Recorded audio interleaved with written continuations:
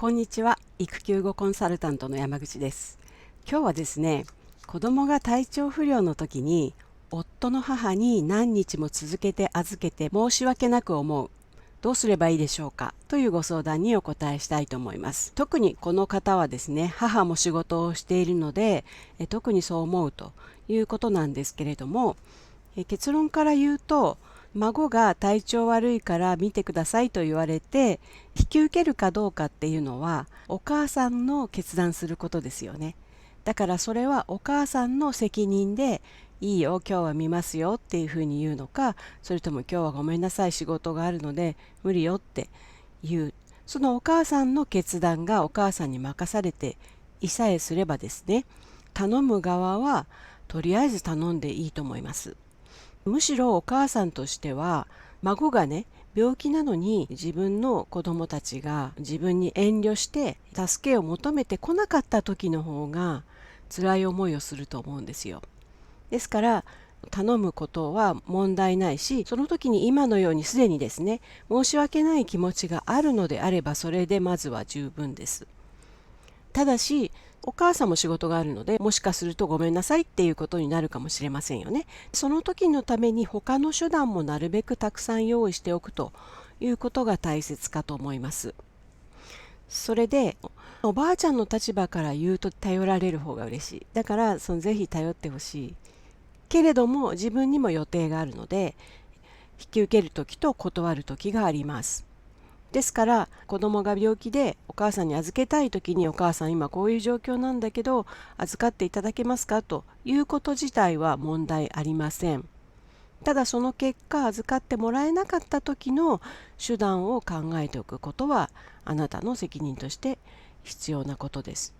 どうしても自分の親じゃなくて夫のお母さんだと、本音のところでどう思っているのかが分かりにくい場合もあると思うんですよね、関係性によっては。その場合はあなたのパートナーに、ちょっとお母さんに最近頼ってばっかりなんだけどどう思ってるのか大丈夫なのかちょっと聞いてみてくれるっていう形で聞いてみてもいいかもしれませんね。難しい判断かもしれませんけれども、お母さんの方があなたよりもさらに人生経験が豊富な大人ですよね。で、お母さんの仕事の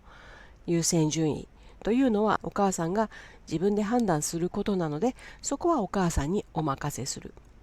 そしてあまりにも頻繁にそういうことが発生して申し訳ないと思うようだったら、例えば人によっては預かってもらうときに必要なお金を渡して預かってもらっているという人もいますし、そういった直接的なお金のやり取りはあまりっていう方は何らか別の形でお礼をしたりですね、そういう気持ちが伝わっていれば大丈夫だと思います。そして頼まれる側の立場で言うとですね、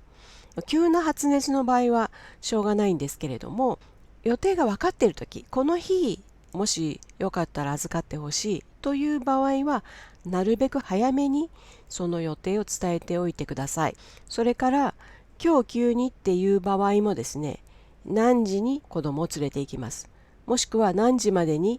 うちに来てもらえますかとか、そういったやり取りを早め早めにしてください。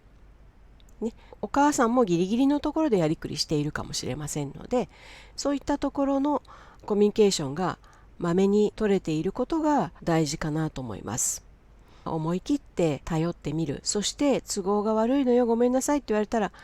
あ、そうですか、いつもありがとうございます、また次の時頼みますっていう形でね、他の方法を考える。そしてまた次の時にですね、この間断られたからもうこれは頼んじゃダメっていうことかなというふうにあんまり考えすぎずにお願いしてみてもいいかと思いますので、そこはぜひ一歩踏み込んだ関係性を築きながら、あなたのパートナーのお母さんもチームの中に入れるとすごく安心感が増すと思いますので、本音で喋るような関係性を作っておくと、気を使いすぎたりということがないと思いますので、ぜひそこはあなたの子供を中心として良い家族としての関係性を作るようにしてみてください。今日は子供が体調不良の時、夫の母に何日も続けて預けてしまって申し訳ない、夫の母も仕事をしているので余計そう思いますという方のご相談にお答えしました。また次の動画でお会いしましょう。